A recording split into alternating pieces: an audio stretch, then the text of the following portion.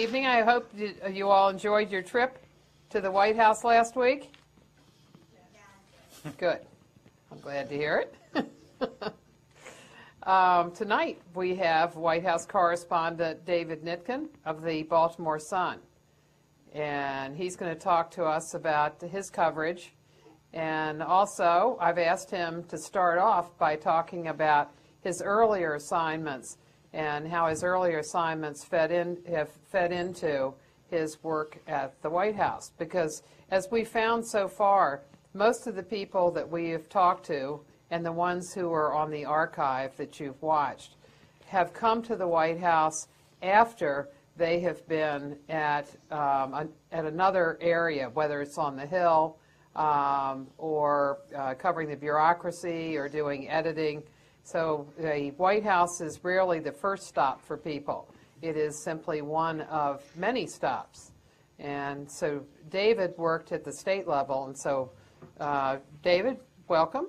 Well, thank you. Hi, everybody. Hi, my name is David Nitkin. I'm a Baltimore Sun reporter, and I've been at the White House for over a year now, so I'm entering my second year. It's an interesting time to start coverage of an administration, you know, covering it in the second term and really sort of in a lame duck portion of the presidency is not necessarily ideal, not the most exciting time. As you see in the media right now, a lot of attention is turning to who the successor is going to be to this president. And the president has even made jokes about that, hasn't he? About, well, those of you who are here, you guys are the ones who are stuck with me, and you're not the ones who are out on the campaign trail. But I've been with the Baltimore Sun since 1999 at this point, and I have, in my career as a journalist, I've covered local government, villages in New York along the Hudson River. Where'd you get started? Yeah, I got started at, my first newspaper job was with Gannett Newspapers. It's now called the Journal News. At the time it was called Gannett Westchester Rockland, so it was Westchester County, just north of New York City. Was that out of college? It was right out of college. What I did was I went to Dartmouth and I got a liberal arts I got a government degree, but it was a liberal arts college, and I was somewhat involved in newspapers, but not super involved, not the editor of the paper. People who get, I found that people who get really involved in newspapering in college, if you're the editor of the paper or a managing editor, those are the people who kind of get snatched by the bigger papers, and I came to it late, and I worked my way in through a fellowship at a place called the Poynter Institute for Media Studies. It's in St. Petersburg, Florida. It's owned. It's the family that it was founded by the family that were the original owners of the St. Petersburg Times, which is a terrific newspaper. If any of you ever go down to Florida and have a chance to check out the St. Petersburg Times, it's got a terrific reputation. And I got into a fellowship program that was news writing and editing for liberal arts graduates, and it was basically like a 8-week immersion course in journalism. And out of that, you know, there are cycles in the economy. I was coming out of that at a time when the economy was pretty good and there were newspaper jobs to be had, and I got hired in Westchester County, New York. And I started covering a couple of small villages, and then I covered the City Hall in Mount Vernon, New York, which was it was a terrific place. Mount Vernon is this tiny 4-square-mile city right on the edge of the Bronx. It's got a railroad running through it in a cut, and there's literally a right side of the tracks and a wrong side of the tracks, and it had everything you could ever want to cover in terms of urban poverty, racial issues, a democratic machine that just controlled things, and that's what I did. I did 4 years there, got a public policy degree, went to Florida for newspapers. Where'd you get your public policy degree? I went to the Kennedy School. I went to Harvard. I got a 2-year Master in Public Policy degree. Went down to Florida because after my initial training in Florida, I realized it was a terrific place to be a journalist. Number one, as you guys are probably aware, like any crazy story that happens in the U.S. is always happening either as a Florida angle or just wild stuff happening in Florida. You know, I now on my desk I have CNN on all day and MSNBC, and you know, whenever you see the helicopter shots of police shootings or anything. It's always in Florida. Just a lot of weird people there. And the other great thing about Florida, which you learn as a journalist is terrific, is the open records laws. The access to public information in Florida is fantastic. They have these great laws on the books that are the results of a reform era in the mid to late 70s, sort of a post-Watergate era. What I would do when I was for a while, I covered, for example, I was the Broward County government reporter. And Broward County is where Fort Lauderdale is. It's a huge urban county, and I was able to go in to the county commissioner's office, which those are the people who ran. There was no mayor or strong mayor. It was a council form of government. I was able to go in to their offices when they weren't there, go into their desks and read the mail that was in their inbox on their desks, because that in the state of Florida was considered a public record. Really? So yeah.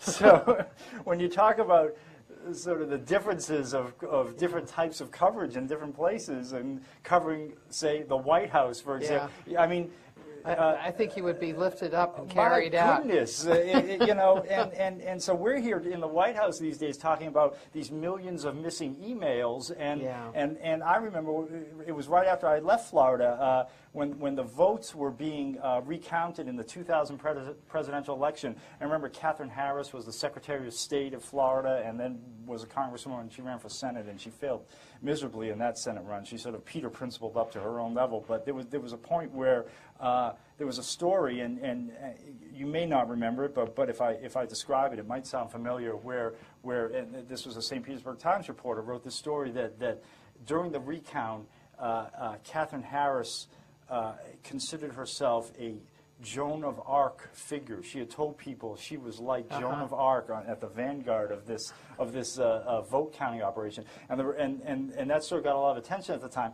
And the reason that story came out is because the St. Petersburg Times asked for Katherine Harris's emails and got them like the next day, and you were able to see all the dialogue going on. So one of the things that you learn when you're a journalist and you work in different places is you realize that the laws and the norms that are available to you are very different in different places. So then when I came to Maryland, in Annapolis, in the State House, the public information laws the public records laws are terrible in Maryland. Things they just don't release anything.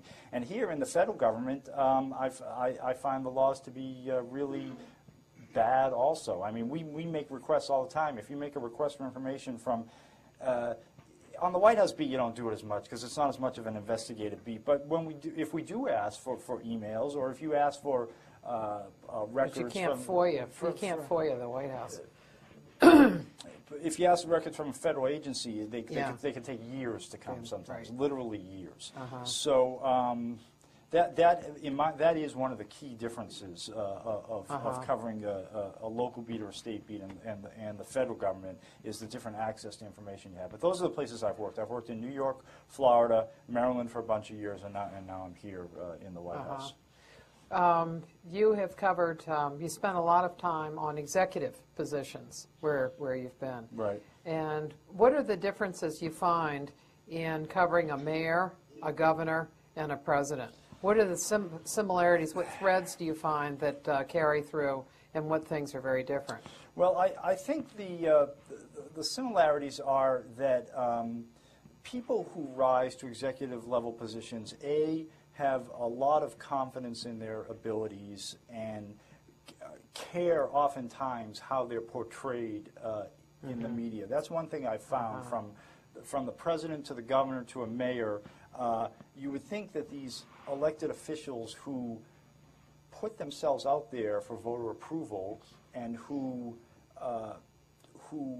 have to make difficult decisions and are in the public eye every day, you would think that they develop pretty thick skins. But what's really remarkable to me at all levels, even from the White House all the way down, is the degree to which they really don't have thick skins, and things get to them. So that when we're at news conferences and say, Mark Silva of the Chicago Tribune will ask, Mr. President, you seem a little down today. Are you? Why is it that you're not? You're not your usual energetic self? Is because you lost on this particular issue, and you can tell that these certain questions. Oh yeah, he said, "Putting me on the couch. You're putting me on the couch." Yeah, he doesn't like this president doesn't like to be psychoanalyzed, but it annoys him a little bit, and I've found that as a similarity among all leaders in executive branches. The difference is, I would say the differences are more that, well.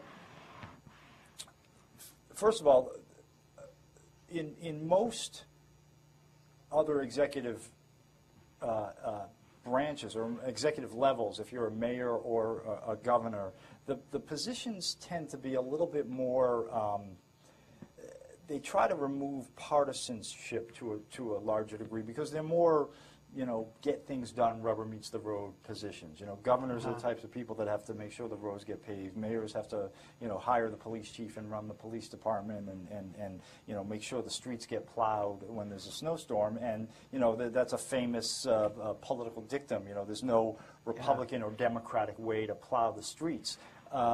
In the White House, I find, to a remarkable degree, even when we're listening to the spokespeople speak, things that should just be strict policy decisions become very partisan. An example of that is the current debate over FISA, the wiretapping, Foreign Intelligence Security Court, when things aren't going the way of the White House, they say their latest line of argument is, well, it's the Democrats in Congress and their trial lawyer friends who are holding things up. I find the partisanship much greater at the federal level, and especially in this White House, than I have at other levels of government. The other difference really is it's more the size, and this is a theme we can get back to if you want to talk about it or if the class wants to discuss it. If you're the Baltimore Sun covering the mayor of Baltimore or the city of Baltimore, that's the pinnacle. And the TV stations in the Baltimore area, Channel 11, WBAL, the BAL radio station, everybody picks up the Baltimore Sun and uses that as this is what's going on in Baltimore today. And TV bases its stories on what's in the Baltimore Sun. The same is true in Annapolis. The Baltimore Sun is the preeminent news gatherer for the state capital. Here in Washington, in the White House, it's very different. 30, 40 years ago, the Baltimore Sun was one of 3 newspapers that was read in the White House. Now we're at a very different level. We're just sort of one of a whole group of mid-market newspapers. So well, let me break in on that. Yeah. I remember talking to Adam Clymer when he met with some students many years ago when he was at the Baltimore Sun, and he was talking about how difficult it is to get anybody to read the Sun in the White House, since it's not a Washington paper, and so he had to go to a lot of to some extent to get some articles that he was working on the wire, so that they'd be read by people in different places.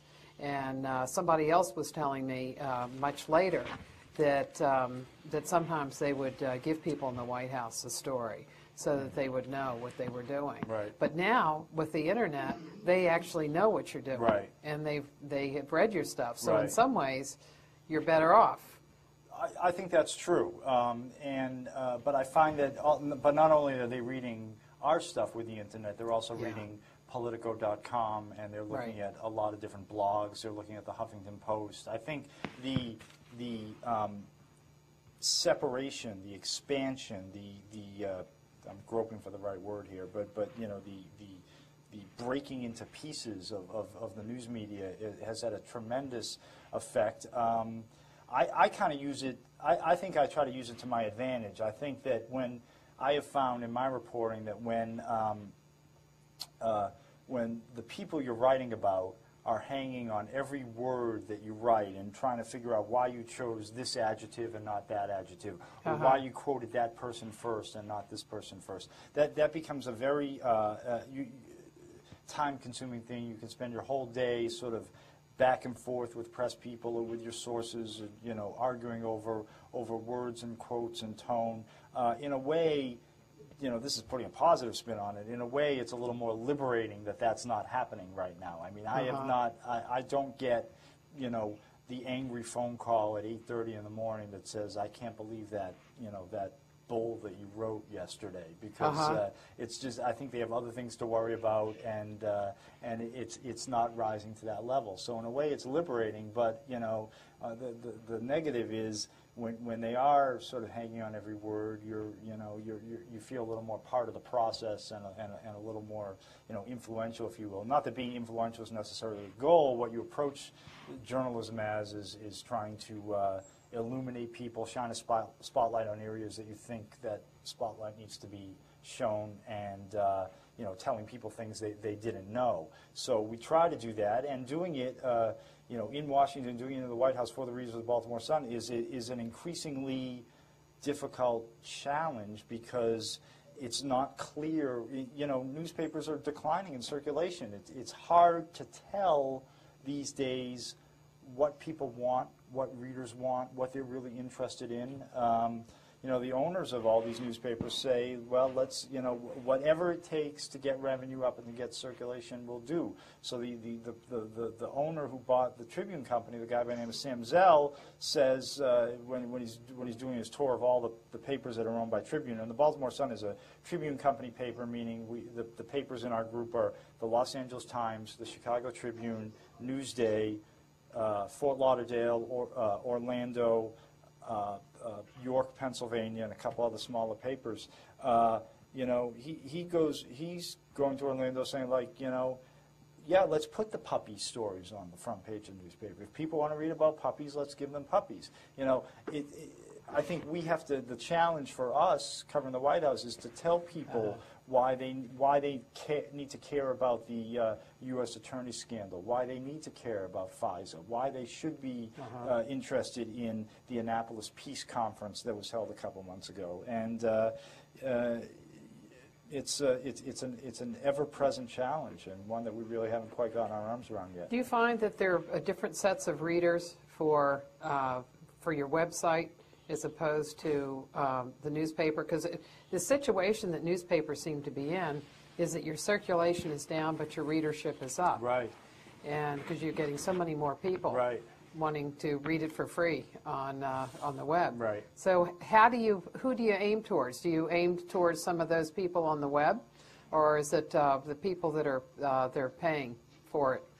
Well, hopefully there's I don't think we think about that all that much when we're sitting and writing stories. I think where we do think about that is the way the job has changed in the newspaper business. Is not only do we have to write not only do I have to write a daily story out of the White House about what's going on, but I also have to think about contributing to various blogs that we have, writing internet-only versions of stories, and so So the workflow has changed to get things on the internet, to get them up in different forms, and yes, probably for a different audience. I mean, one measure is when we're posting to a blog, and the one that I contribute to is called The Swamp. It's run by it's run out of the Chicago Tribune, but it gets a ton of hits. It's the Tribune's political blog called The Swamp.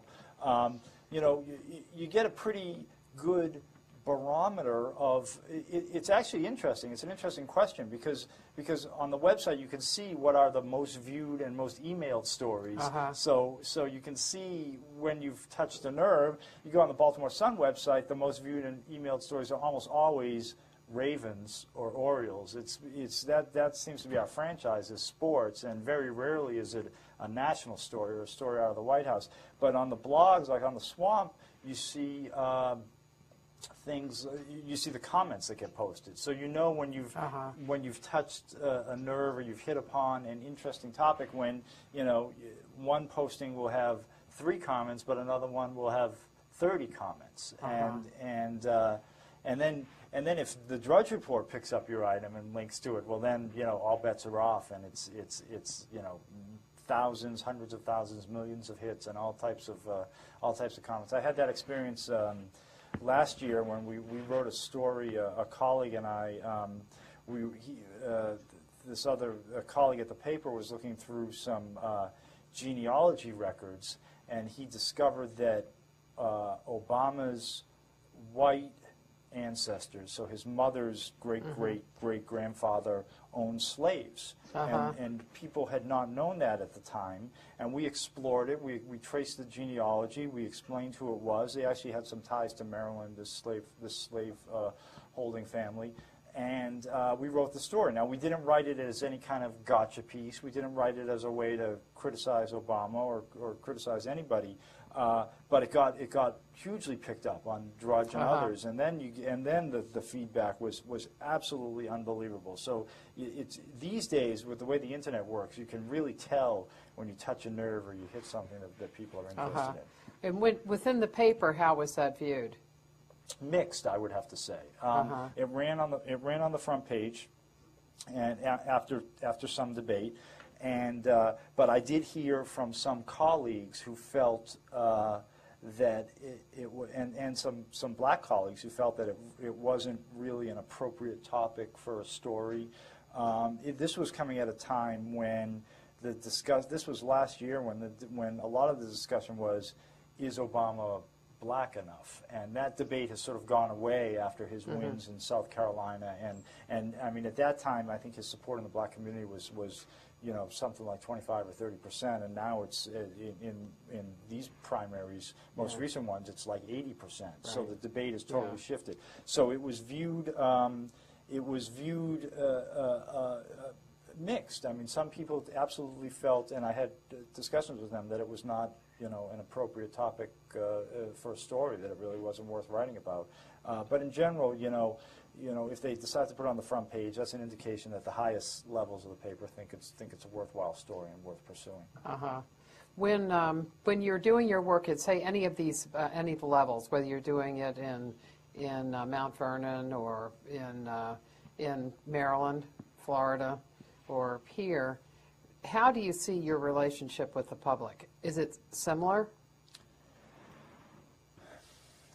Well, I would say that there's been a trend in the past 5, 6, 7 years that we really try to be much more aware of and responsive to the public, but because of the scandals that have rocked the media industry, the Jason Blair scandal at the New York Times, people fabricating stories, fabricating sources, and the general level of distrust of newspapers and other forms of media that's really accelerated over the past few years. And so what I have noticed is a trend where we need to explain our decisions, respond to emails quicker, because there's a general feeling in the media that part of the way to improve and restore our credibility is to be more transparent and to communicate more with the public. I will say that when you cover, if you go to City Hall, if you guys ever get stuck in a City Hall meeting or a zoning board of appeals meeting, these sort of local levels of democracy, one of the great things about at a city or a county level, at the local level, is you get these gadflies. You get people who pay really close attention to the process, who are reading every bill, who are giving the mayor a hard time at every turn, who are getting up to speak on every issue that's on the agenda. When you get to the state level, there's some of them, but a lot fewer. And then when you get to the federal, when you get to Washington, those people tend to be crazy or nuts. I mean, first of all, it's impossible to pay attention to every issue at the federal level. And anybody who's really sort of paying attention to everything that the president says or does or wants to comment on it is going to get targeted by Secret Service pretty quickly. Like, you can't be a gadfly to the president as well. It just doesn't work that way. So that's one of the differences. I think the further you get from the local level, the more a little bit more detached you get from the people, and people are sort of interacting less with their government. And it's a whole. I think it's why people don't like Washington. It's part of one of the fundamental problems of sort of inside the Beltway versus outside the Beltway. So, do you see yourself then as a surrogate for the public? I do. Yeah. I mean, I do. I see myself as you know.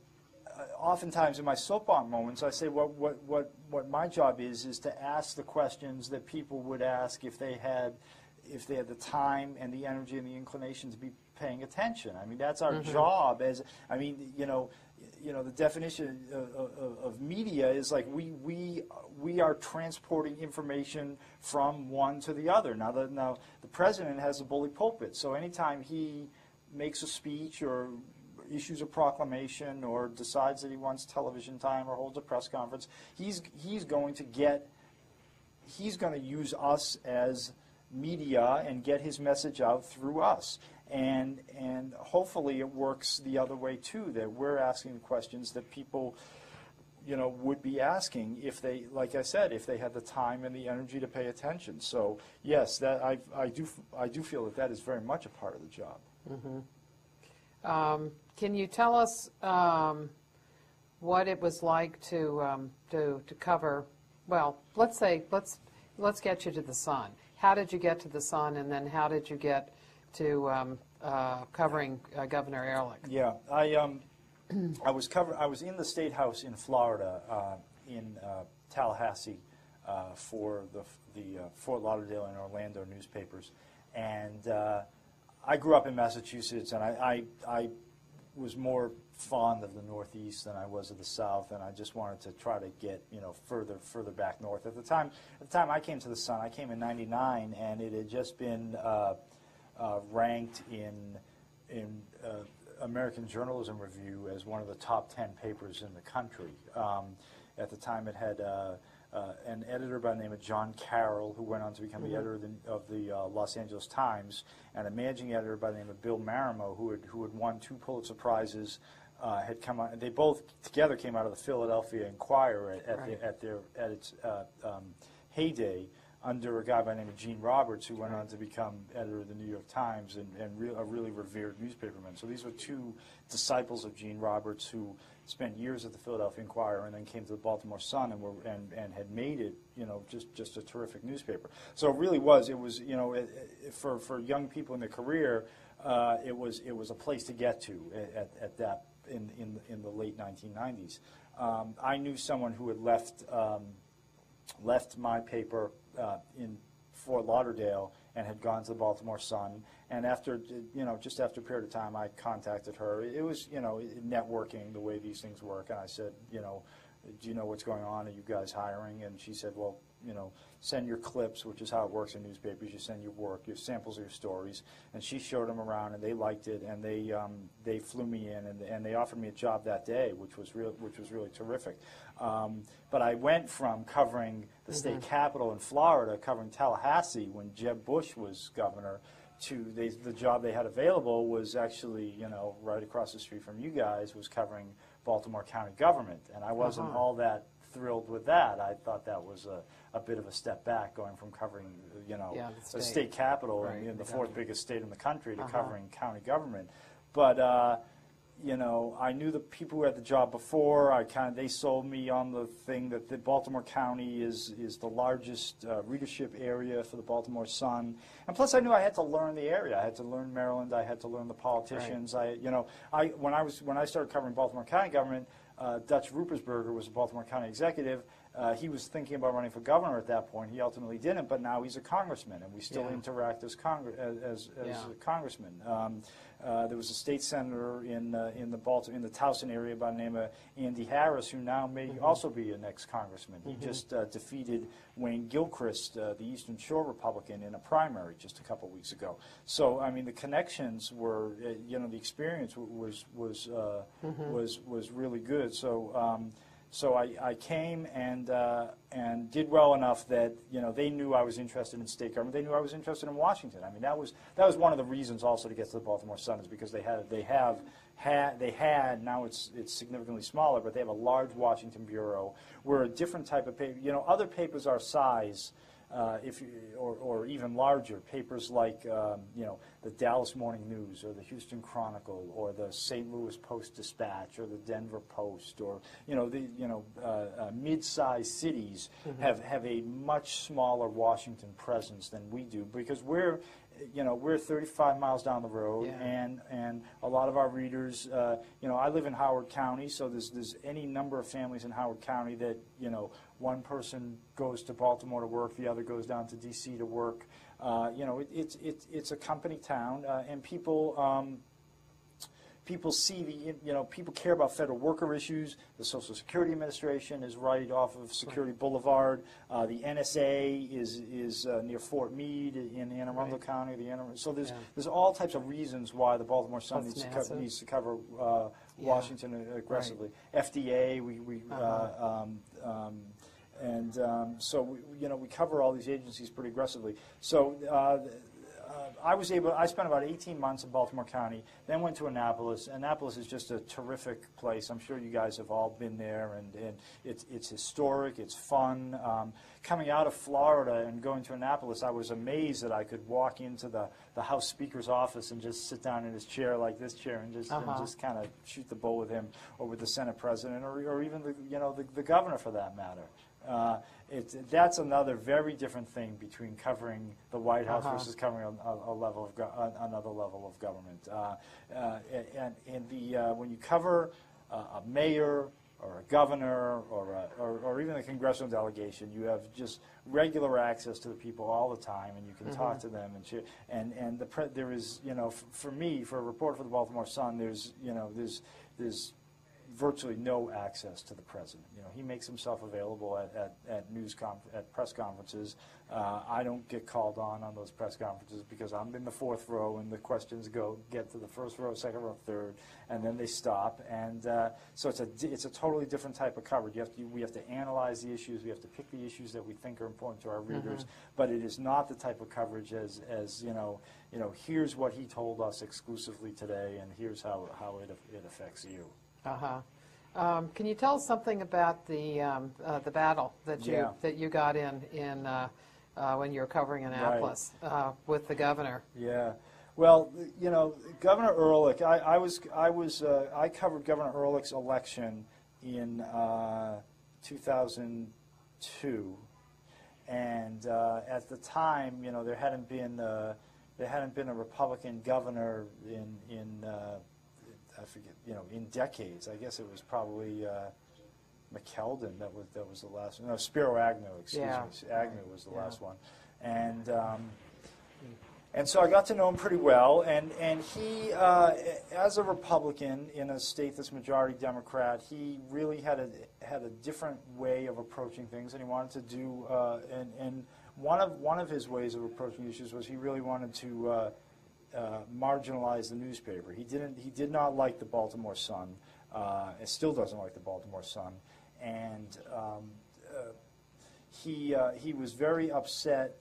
I know for a fact when we didn't endorse him for governor. The race, if you recall, was in 2002 was Bob Ehrlich versus Kathleen Kennedy Townsend, who had been Paris Glendenning's lieutenant governor, and Paris Glendenning left office very unpopular. His poll ratings were terrible for all types of reasons, including that he divorced his second wife and had an affair with a much younger age, and then had a baby with her and married her when she was pregnant. It was a whole soap scandal. opera. Yeah, it was. It was a soap opera.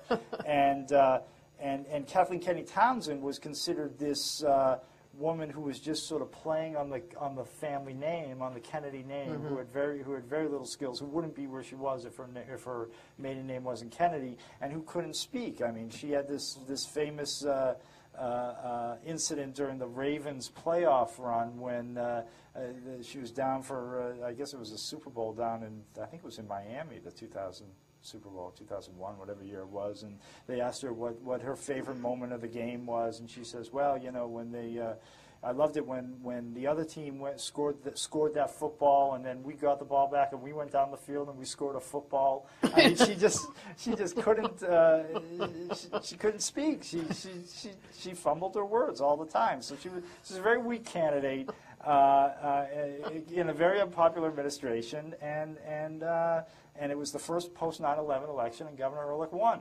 And so it was pretty clear he was going to go to war against the Baltimore Sun for a lot of reasons. We didn't endorse him. He was very.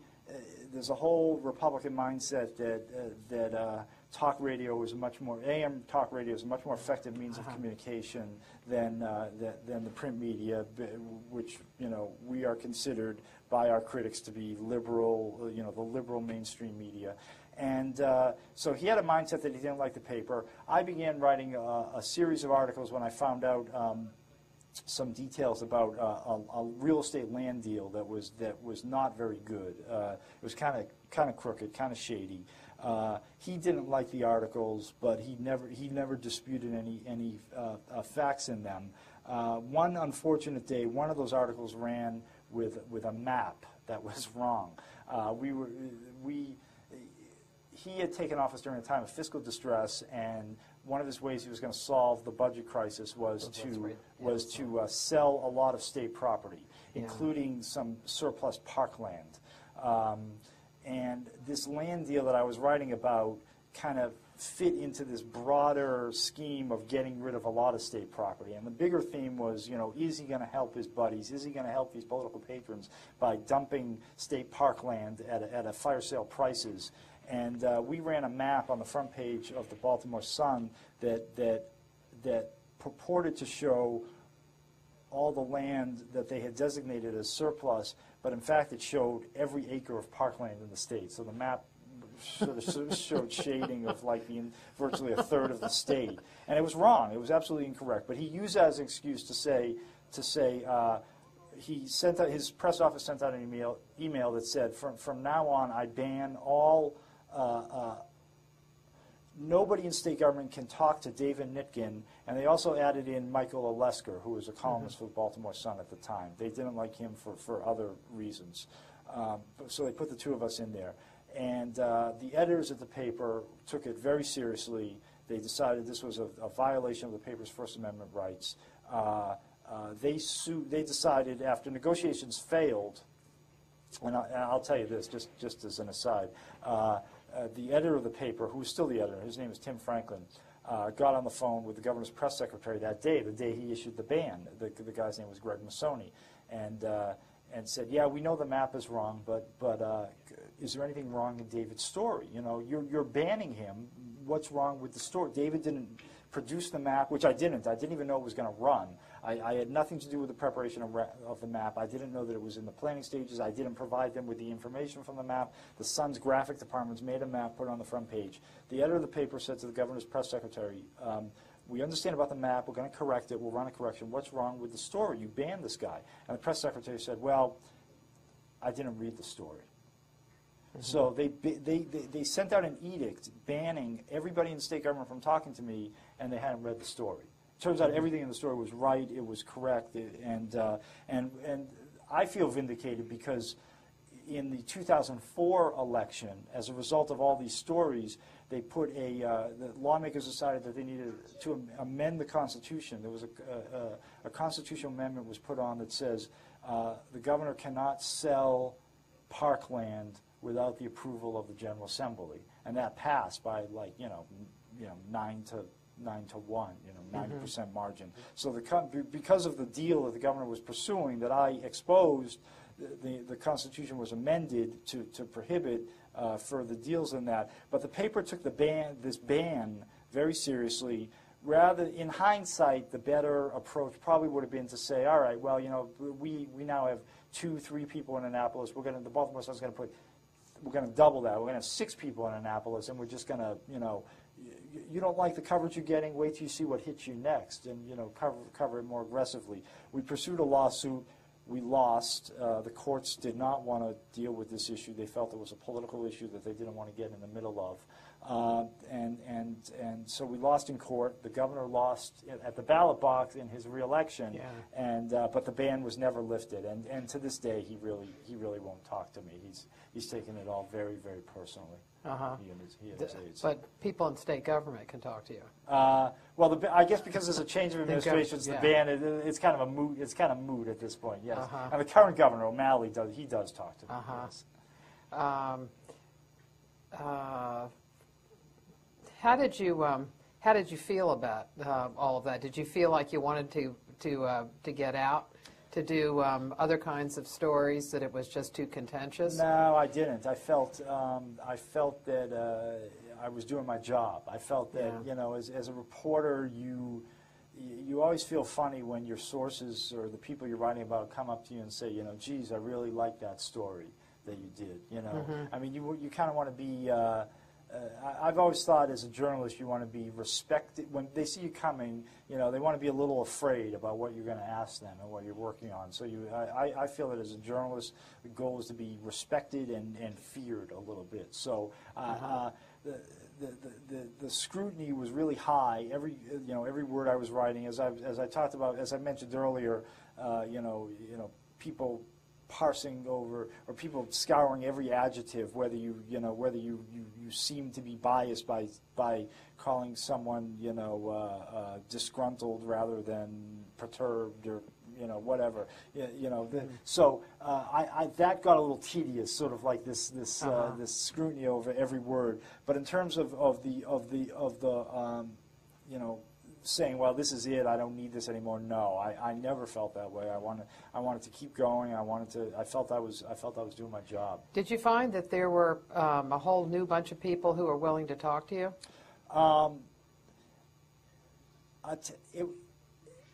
Yes, some. There were some new people who were willing to talk to me. There were others who I had built.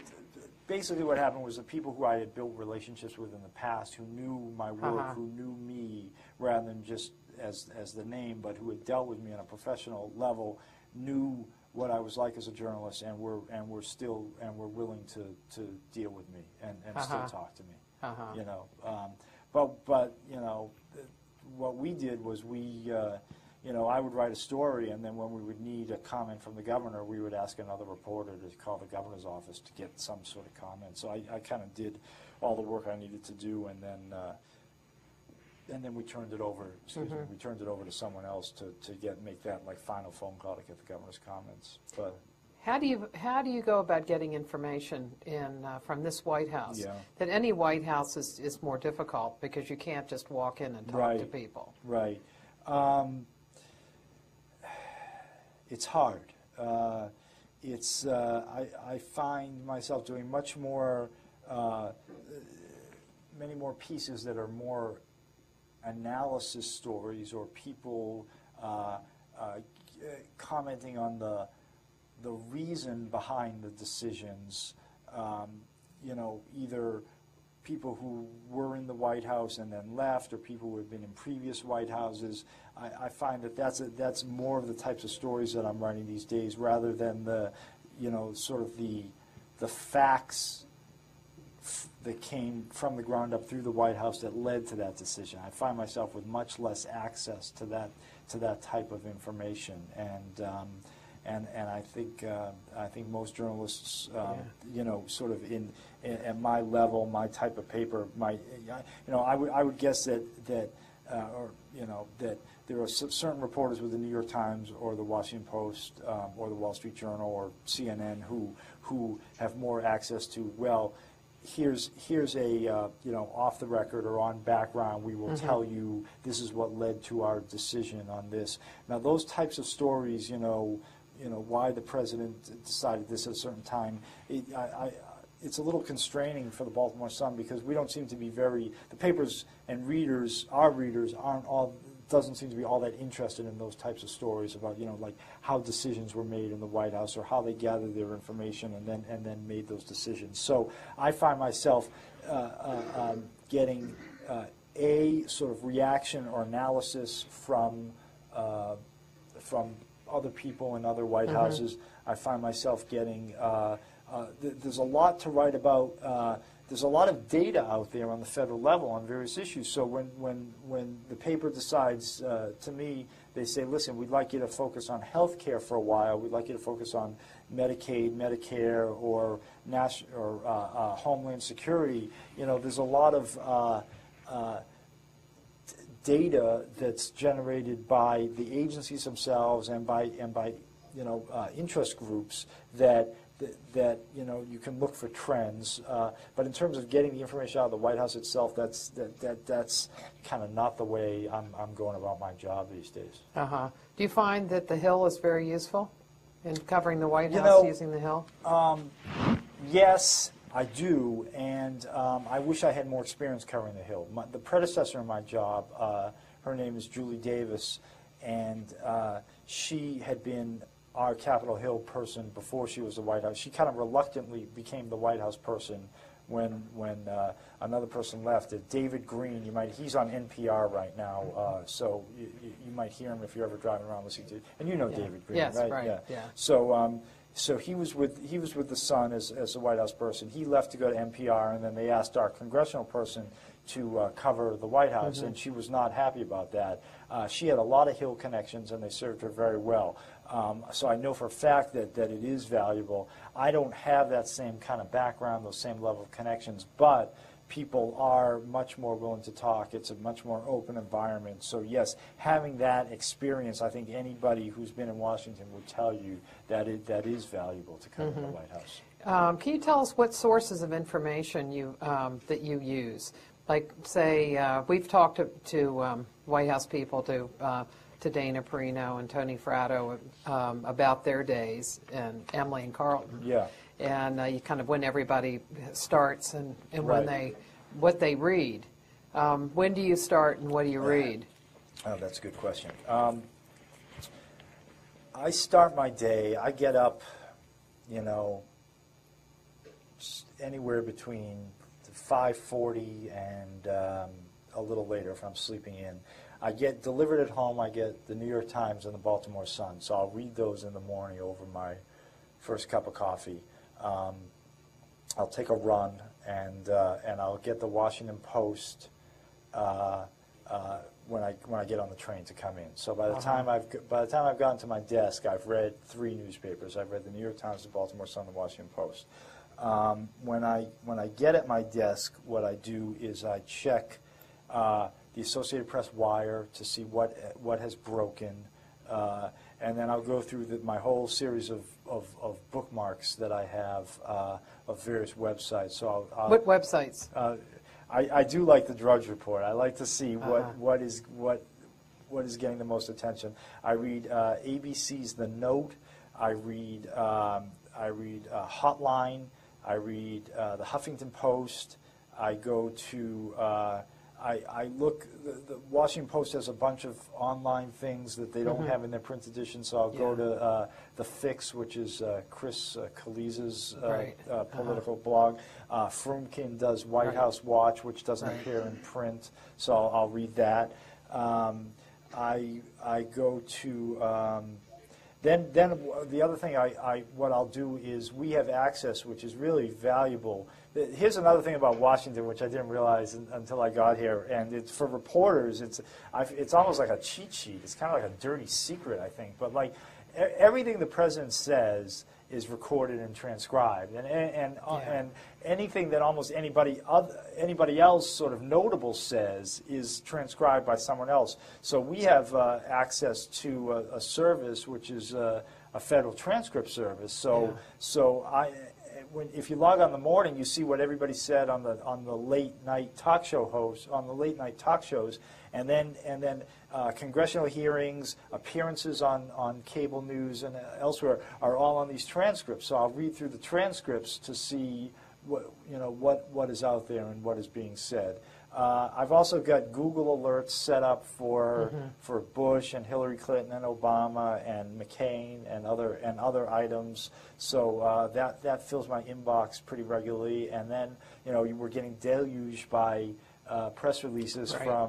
from not only the White House, but Speaker Pelosi and John Boehner and Harry Reid and Mitch McConnell and the chairs of committees. So there's no shortage of I mean it's the bureau chief Paul West, who's my boss, says covering Washington is like trying to drink from a fire hose because the information is just so voluminous. And I actually have a lot of respect for Dana Perino and Tony Fratto to be able to sort of have a level, now maybe not a very deep level, but a certain level of mastery or a level of familiarity at least with just about any topic that's presented to them on any given day. I mean, if you sit through you guys went to a briefing, an off-the-record briefing last week, but have they watched or seen or read the transcripts? Yeah, of a lot of them White have, House, sure. White House briefings? Yeah. So you'll see that on any given day, there's, how many topics would you say? 12 topics, 15? Yeah, right. And some of them are they're very specific about, what a particular foreign head of state said, the day before, or it might even have been earlier in the day. Yeah, and which Right. can be tough to that's try right. to That's keep right. up with something so quick. that's right. So on any given day, Dana will say, "Well, I saw that as I was coming in here," and Right. she'll still give a pretty competent, 2 or 3 sentence, something that's at least usable if someone's writing on that. So it is drinking. Washington is like drinking from a fire hose, and you just gotta kind of pick your spots and see what you're most interested in, and try to figure out what the readers are most interested in. Well, let's go to some questions. So you all have some questions? Please do. I'm going to blow my nose, excuse Yeah. me. I live in Rockland County. I was just wondering how you liked writing for the Journal News. I liked it. I was really young. It was my first job, so I thought I was like king of the world. And in hindsight, I didn't really know what I was doing a lot of times. But it's it's an interesting. It's as you know, it's the suburbs, right? So it's like not the same level of excitement as New York City, and not the same level of excitement as Washington. Rockland County is just over the river from Westchester County. It's on the other side of the Hudson River. So you've driven you go over the Tappan Zee Bridge a few times, right? And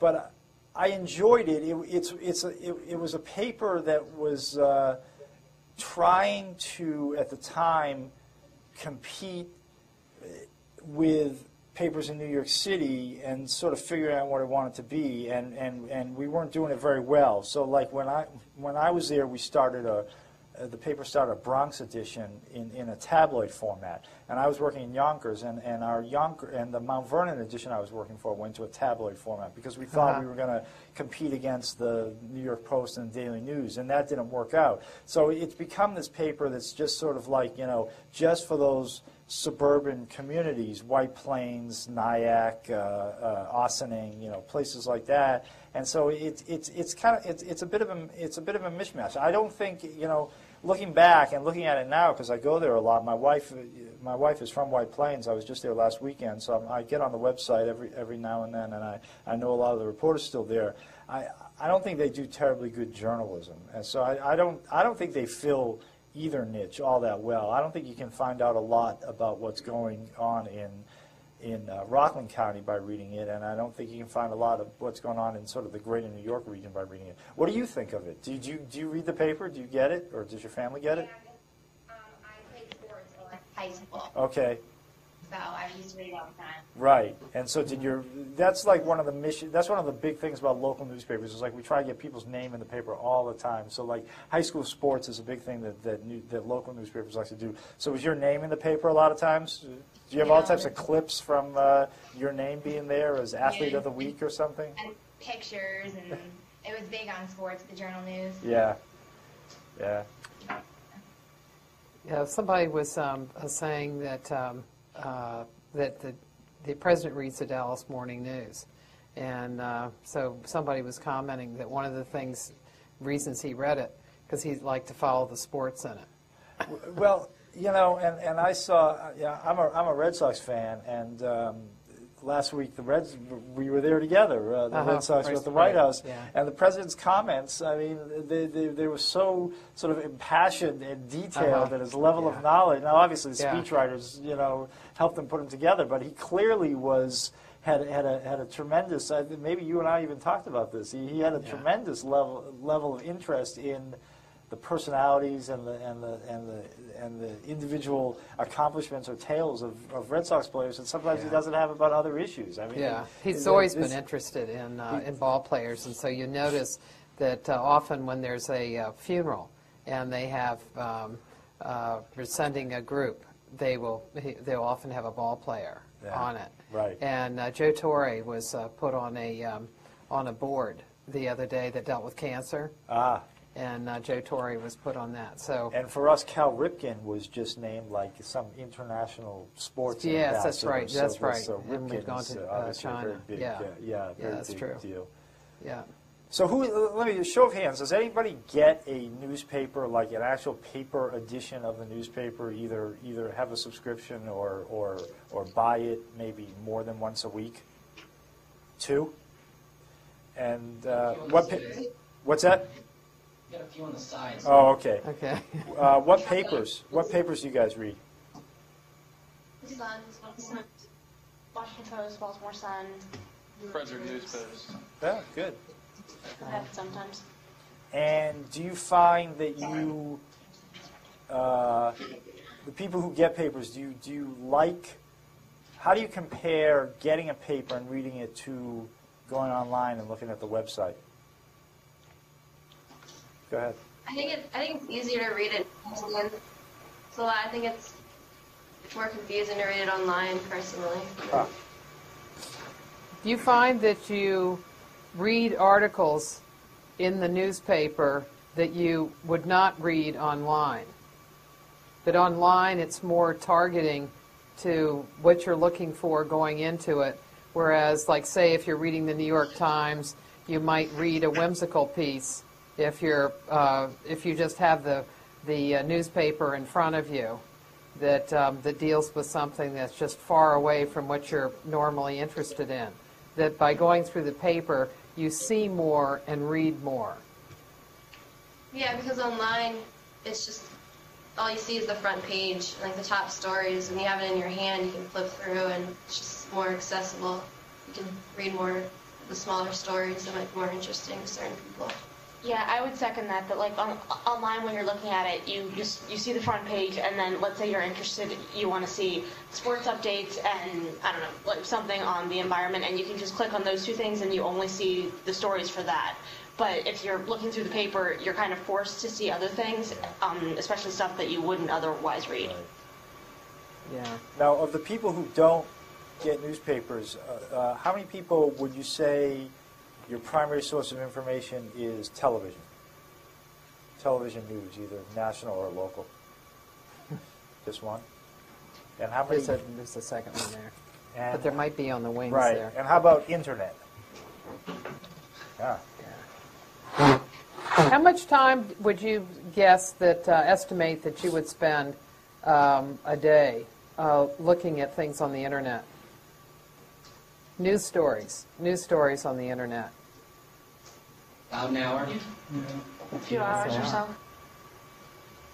That's a lot. And do you do it many times during the day? Like if you were reading the Washington Post, would you read it, look at it several times a day if you're online?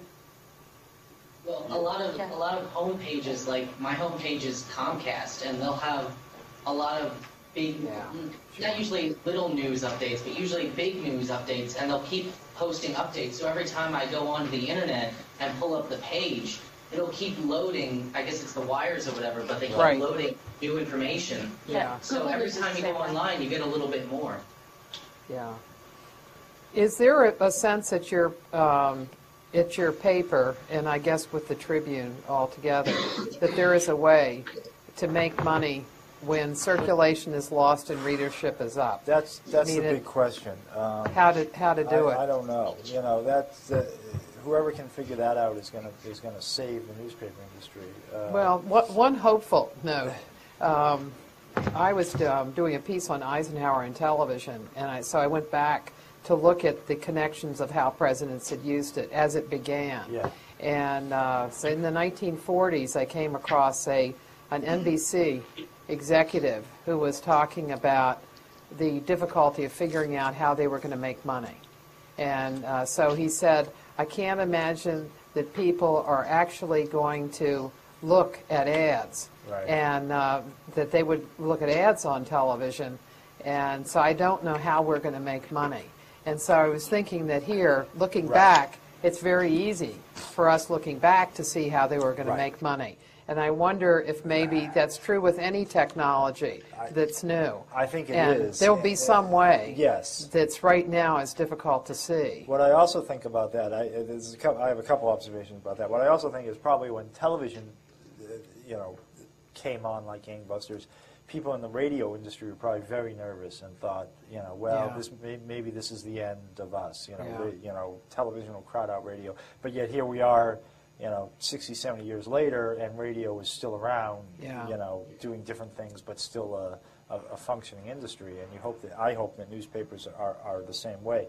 A couple of weeks ago, I was on the road with covering some of the presidential candidates, and when I came back, the paper said, well, we liked what you did, and we want to make sure we give you this kind of cool little digital video camera that we're giving to a lot of the reporters. They had bought dozens of them, so that next time you go out on the road, you can shoot little video images of people you're interviewing, and send the video back to us, and we can put little clips. And I thought, well, that's terrific. That's really fun and neat, and I'll enjoy doing that.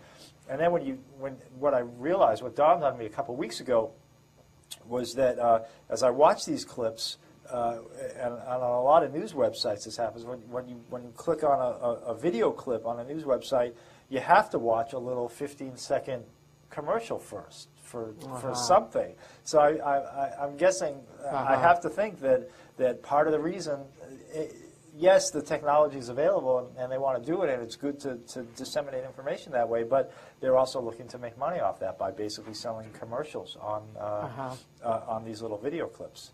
I was watching some Onion News, which is that, the comedy, the fake news website, and Old Spice body wash was you have to watch a 15-second ad for Old Spice body wash for every Onion clip that you want to watch, and we're doing the same thing. We have so we're going to make money that way, but hopefully it'll replace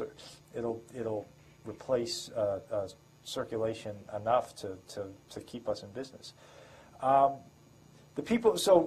People who don't subscribe to newspapers, and do you, if someone could answer this, do you find yourself interested enough in news that you go to news websites to follow, or do you have to do it for a particular class, a political science class, or any other class? I mean, is news something you feel you want to stay on top of, or do you feel you're more forced to do it or compelled to do it? I'd like to hear somebody's answer to that. I mean, I check the internet a lot, and I feel like I'm kind of addicted to it. I always want to know what's happening. Excuse me. And what kinds of things do you look at? Mostly wire services. But it's news. It's news that you're looking at. Yeah, like whatever the wire services are reporting, I don't care if it's local, it's global, whatever. Some others? If it's the wires, yeah. I don't know. I feel like the wires, they have to get the information out so quick that it's just cut and dry facts, whereas the stories tend to be a little more, I guess, tainted a little bit is the only word I can find. They seem to have like a bias in them. I guess it's just either that's it's the product of the reporting or the reporter, but I feel like the wires, they just get the facts out there. So if it's a wire story, yeah, I'll sit there and read like for hours.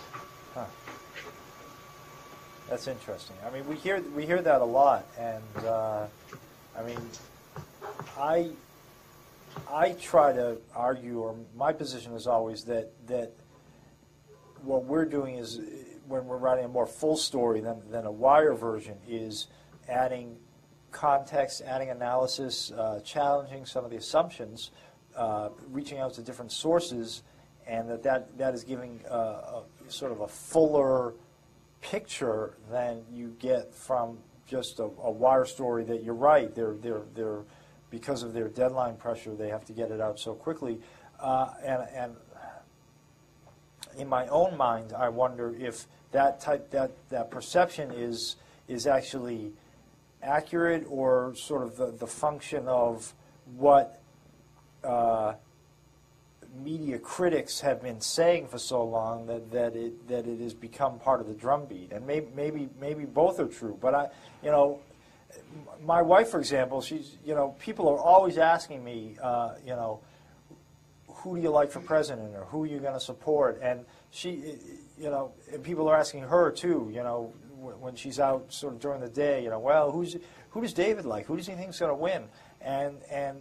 And she always, she said to me just a couple of weeks ago, she says, what I've realized is, like, you don't even want to make that decision yourself or have your own opinion. And I really don't. I mean, I feel like I want to gather facts. I want to get as close to the truth as I can get on any given story. I want to show why something that somebody's saying may be true, may not be true. But I really studiously try, and almost every good journalist I know tries hard to really eliminate, wipe out their own opinions from news articles. Now, is that successful?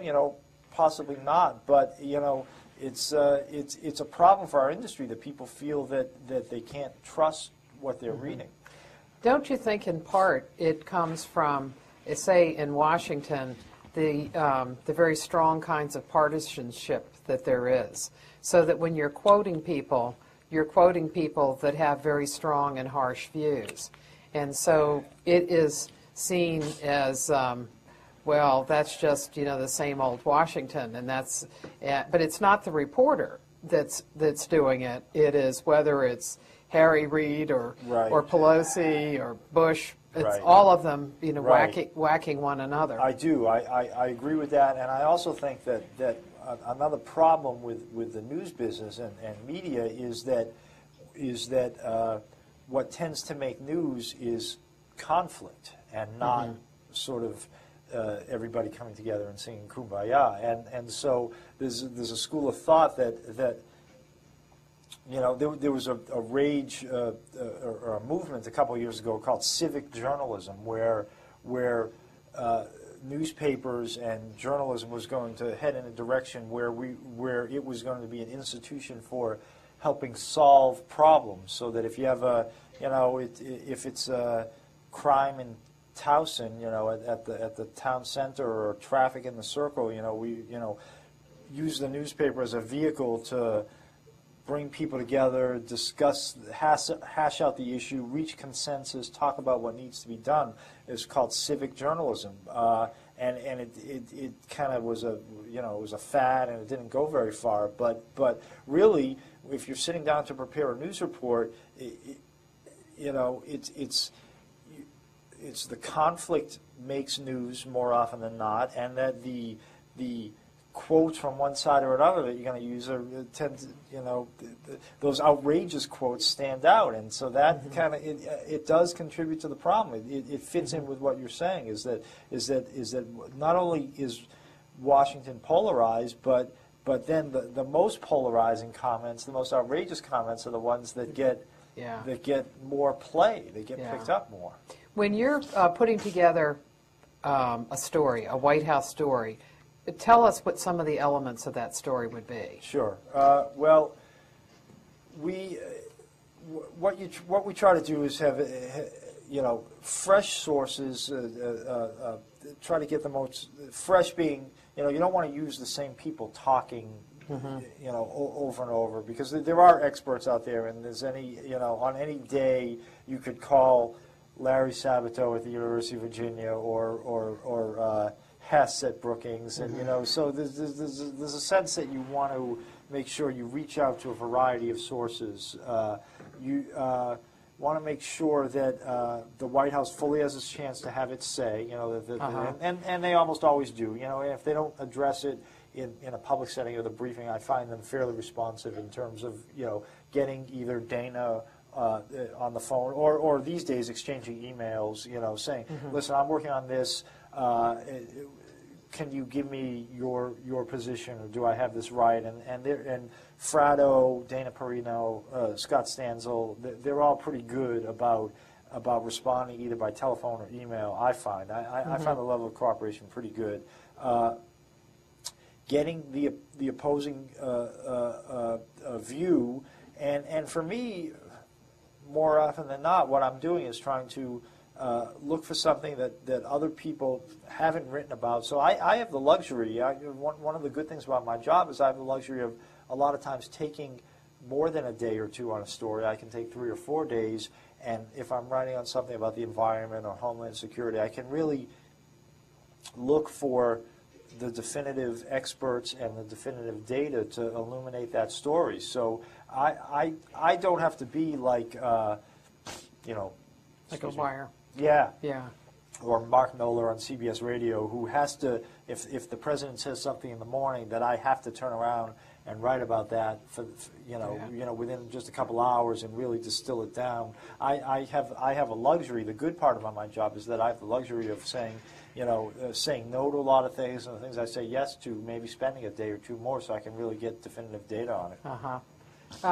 He has to go back and write on the story of tonight, which are the primaries, the Texas and Ohio primaries. So let's take one more question.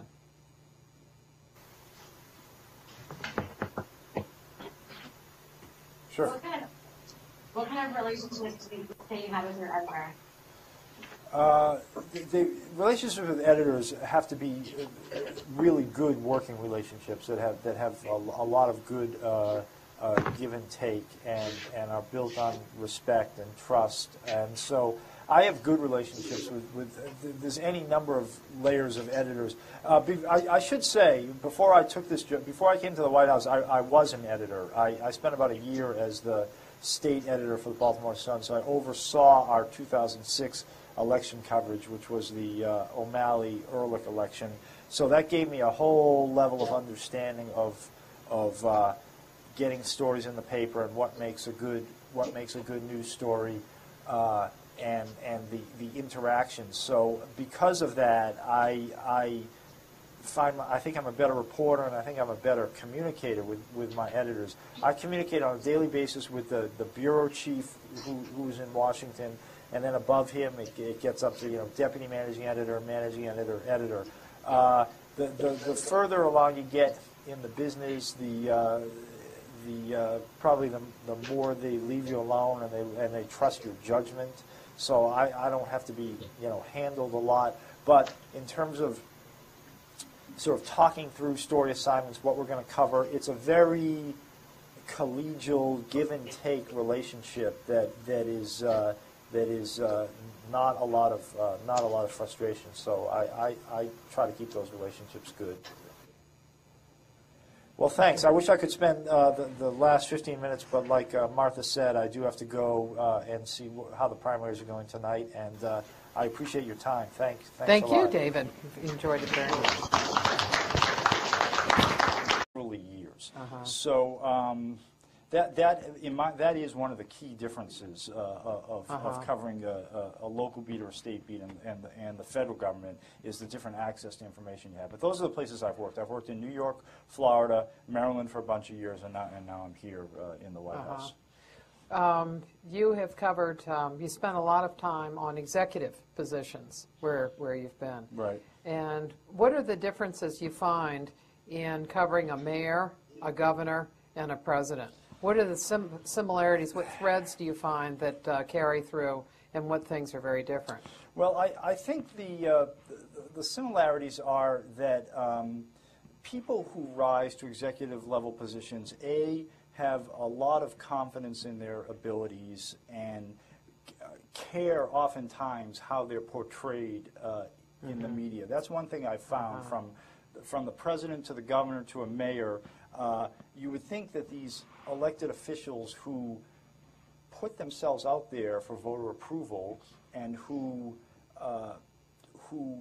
have to make difficult decisions and are in the public eye every day, you would think that they develop pretty thick skins. But what's really remarkable to me at all levels, even from the White House all the way down, is the degree to which they really don't have thick skins, and things get to them. So that when we're at news conferences and say, Mark Silva of the Chicago Tribune will ask, Mr. President, you seem a little down today. Are you? Why is it that you're not? You're not your usual energetic self? Is because you lost on this particular issue, and you could tell that these certain questions. Oh yeah, he said, "Putting me on the couch. You're putting me on the couch." Yeah, he doesn't like this president doesn't like to be psychoanalyzed, but it annoys him a little bit. And I've judges in New York along. Where'd the you get Hudson started? River. Yeah, I got started at my first newspaper job was with. Gannett newspapers. It's now called the Journal News. At the time, it was called Gannett Westchester Rockland. So it was Westchester County, just north of New York City. Was that out of college? It was. It was right out of college. What I did was I went to Dartmouth and I got a liberal arts. I got a government degree, but it was a liberal arts college, and I was somewhat involved in newspapers, but not super involved. Not the editor of the paper. People who get, I found that people who get really involved in newspapering in college, if you're the editor of the paper or a managing editor, those are the people who kind of get snatched by the bigger papers. And I came to it late, and I worked my way in through a fellowship at a place called the Poynter Institute for Media Studies. It's in St. Petersburg, Florida. It's owned. It's the family that it was founded by the family that were the original owners of the St. Petersburg Times, which is a terrific newspaper. If any of you ever go down to Florida and have a chance to check out the St. Petersburg Times, it's got a terrific reputation. And I got into a fellowship program that was news writing and editing for liberal arts graduates, and it was basically like a 8-week immersion course in journalism. And out of that, there are cycles in the economy. I was coming out of that at a time when the economy was pretty good and there were newspaper jobs to be had, and I got hired in Westchester County, New York. And I started covering a couple of small villages, and then I covered the City Hall in Mount Vernon, New York, which was it was a terrific place. Mount Vernon is this tiny 4-square-mile city right on the edge of the Bronx. It's got a railroad running through it in a cut, and there's literally a right side of the tracks and a wrong side of the tracks, and it had everything you could ever want to cover in terms of urban poverty, racial issues, a democratic machine that just controlled things, and that's what I did. I did 4 years there, got a public policy degree, went to Florida for newspapers. Where did you get your public policy degree? I went to the Kennedy School. I went to Harvard. I got a 2-year Master in Public Policy degree. Went down to Florida because after my initial training in Florida, I realized it was a terrific place to be a journalist. Number one, as you guys are probably aware, like any crazy story that happens in the U.S. is always happening either as a Florida angle or just wild stuff happening in Florida. I now on my desk I have CNN on all day and MSNBC, and whenever you see the helicopter shots of police shootings or anything. It's always in Florida. Just a lot of weird people there. And the other great thing about Florida, which you learn as a journalist is terrific, is the open records laws. The access to public information in Florida is fantastic. They have these great laws on the books that are the results of a reform era in the mid to late 70s, sort of a post-Watergate era. What I would do when I was for a while, I covered, for example, I was the Broward County government reporter. And Broward County is where Fort Lauderdale is. It's a huge urban county, and I was able to go in to the county commissioner's office, which those were the people who ran. There was no mayor or strong mayor. It was a council form of government. I was able to go in to their offices when they weren't there, go into their desks and read the mail that was in their inbox on their desks, because that in the state of Florida was considered a public record. Really? So yeah. So when you talk about sort of the differences of different types of coverage in different places and covering, say, the White House. Evening, I hope you all enjoyed your trip to the White House last week. Good. I'm glad to hear it. Tonight we have White House correspondent David Nitkin of the Baltimore Sun, and he's going to talk to us about his coverage. And also, I've asked him to start off by talking about his earlier assignments and how his earlier assignments have fed into his work at the White House. Because as we found so far, most of the people that we have talked to and the ones who are on the archive that you've watched have come to the White House after they have been at another area, whether it's on the Hill, or covering the bureaucracy or doing editing. So the White House is rarely the first stop for people. It is simply one of many stops. And so David worked at the state level. And so, David, welcome. Well, thank you. Hi, everybody. Hi, my name is David Nitkin. I'm a Baltimore Sun reporter, and I've been at the White House for over a year now, so I'm entering my second year. It's an interesting time to start coverage of an administration, you know, covering it in the second term and really sort of in a lame duck portion of the presidency is not necessarily ideal, not the most exciting time. As you see in the media right now, a lot of attention is turning to who the successor is going to be to this president. And the president has even made jokes about that, hasn't he? About, well, those of you who are here, you guys are the ones who are stuck with me, and you're not the ones who are out on the campaign trail. But I've been with the Baltimore Sun since 1999 at this point, and I have, in my career as a journalist, I've covered local government, village, for example. I mean, I think you would be lifted up and carried out. My goodness, you know, and so we're here in the White House these days talking about these millions of missing emails, and I remember it was right after I left Florida when the votes were being recounted in the 2000 presidential election. I remember Katherine Harris was the Secretary of State of Florida and then was a congresswoman, and she ran for Senate, and she failed miserably in that Senate run. She sort of Peter Principled up to her own level, but there was a point where there was a story, and you may not remember it, but if I describe it, it might sound familiar, where and this was a St. Petersburg Times reporter wrote this story that during the recount, Katherine Harris considered herself a Joan of Arc figure. She had told people she was like Joan of Arc at the vanguard of this vote counting operation, and that story got a lot of attention at the time. And the reason that story came out is because the St. Petersburg Times asked for Katherine Harris's emails and got them like the next day, and you were able to see all the dialogue going on. So one of the things that you learn when you're a journalist and you work in different places is you realize that the laws and the norms that are available to you are very different in different places. So then when I came to Maryland, in Annapolis, in the State House, the public information laws the public records laws are terrible in Maryland. Things they just don't release anything.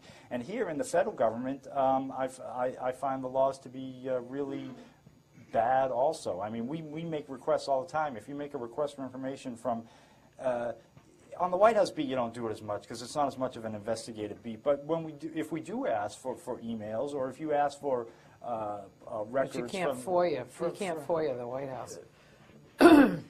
If you ask records from a federal agency, they can take years to come sometimes. Literally.